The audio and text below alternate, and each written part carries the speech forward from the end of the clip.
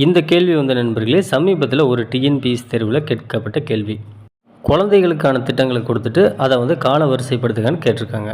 நம்ம எக்ஸாம் எழுதும்போது இந்த கேள்வி வந்திருந்தால் நம்ம வந்து ஆப்ஷன் ஏ அல்லது ஆப்ஷன் டி தான் வந்து பெரும்பாலான மக்கள் வந்து சூஸ் பண்ணுவாங்க. ஏன் அப்படின்னு கேட்டிங்கன்னா, ஃபஸ்ட் ஆப்ஷன் கொடுத்துருக்காங்க பார்த்தீங்களா, அதாவது 1 மிட் டே மீல் ஸ்கீம். இது வந்து 1955ஆம் ஆண்டு கொண்டு வரப்பட்டதாக நாம் நினைப்போம். ஆனால் அப்படி இல்லை. இந்த கேள்வியில் இருப்பதெல்லாம் நண்பர்களே சென்ட்ரல் கவர்மெண்ட் ஸ்கீம் தான். இப்போ நமக்கு எந்தெந்த திட்டங்கள் எந்தெந்த ஆண்டுகளில் கொண்டு வரப்பட்டது அப்படிங்கிறது தெரிஞ்சால் தானே நம்ம வந்து அந்த கால வரிசைப்படுத்த முடியும். இப்போ நம்ம அந்த திட்டங்களின் ஆண்டுகளை பார்த்துருவோம். முதல்ல வந்து மிட் டே மீல் ஸ்கீம். இது வந்து நண்பர்களே மத்திய அரசாங்கம் வந்து 1995ஆம் ஆண்டு கொண்டு வந்தது. ஆனால் அதனுடைய பெயர் வந்து வேறாக இருந்தது.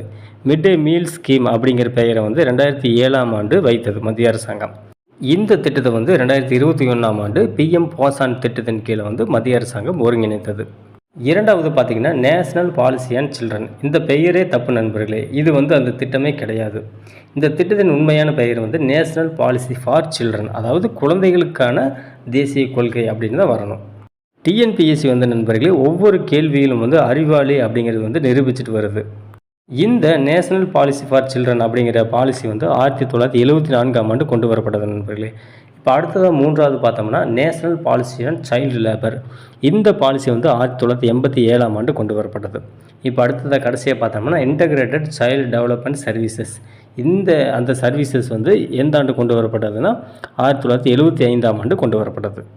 இந்த ஆண்டுகளை கால வரிசைப்படுத்தினால் நண்பர்களே நமக்கு வந்து ஆன்சர் என்ன கிடைக்கும்னா 2, 4, 3, 1. அதாவது ஆன்சர் வந்து ஆப்ஷன் சி வந்து கிடைக்கும்.